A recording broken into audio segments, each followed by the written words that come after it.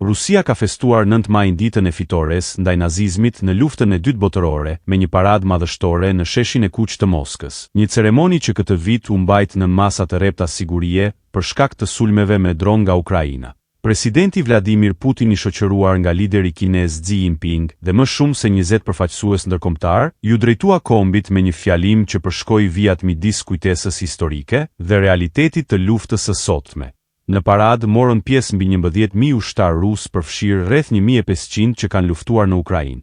Për herë të parë u përfshin edhe kolona të veçanta që transportonin dron luftarak, një sinjal i qartë i rëndësisë së tyre në konfliktin aktual.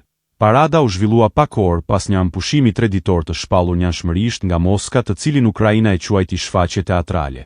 Në fakt, para fillimit të tij, disa sulme ajrore me dron shkaktuan mbylljet e aeroporteve dhe vonesa të shumta në fluturime për mijëra qytetarë rusë.